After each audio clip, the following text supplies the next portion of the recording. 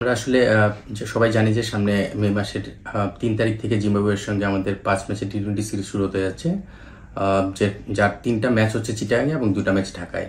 তো ৩, ৫ এবং ৭ ৩টা ম্যাচ হবে চিটাগাংয়ে এবং ১০ এবং ১২ ঢাকায়। সো আমরা আসলে প্রথমে ৩ ম্যাচের স্কোয়াড ঘোষণা করছি এবং সেই স্কোয়াডটা অলরেডি আপনারা পেয়ে গিয়েছেন। আপনারা যদি স্কোয়াডটা দেখেন সেখানে দেখবেন ৩ জন ওপেনার রয়েছে এবং ৫ জন মিডল অর্ডার ব্যাটার রয়েছেন।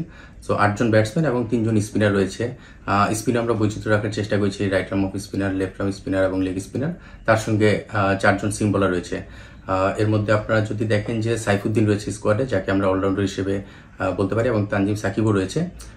সঙ্গে আপনারা দেখেছেন যে তাসকির এবং শরীফুল রয়েছে। সো ৪ জন সিমারের সঙ্গে ৩ জন স্পিনার এবং ৮ জন ব্যাটসম্যান নিয়ে আমরা টিমটা সাজিয়েছি।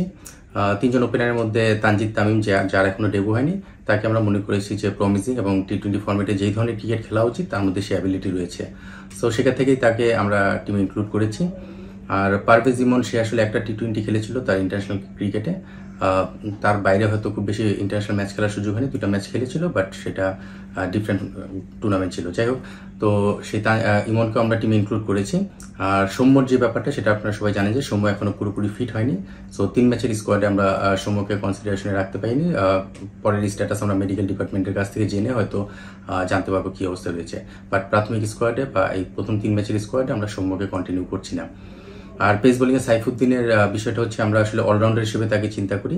সো জিম্বাবুয়ে সিরিজে আমরা তাকে ইনক্লুড করেছি এবং তাকে খেলানোর প্ল্যান রয়েছে, সে সেভাবেই তার রোলটা প্লে করার চেষ্টা করবে। আর আফিফ হোসেনকে আমরা টিমে ইনক্লুড করেছি।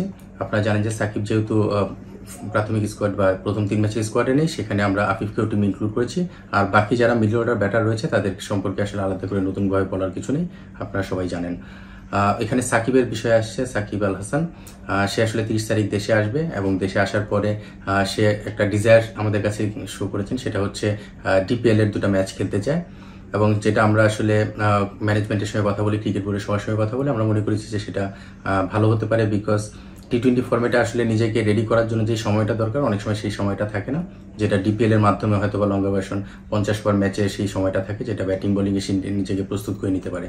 তো স্বাভাবিকভাবে আমরা তাকে প্রথম 3টা ম্যাচের জন্য স্কোয়াডে রাখিনি।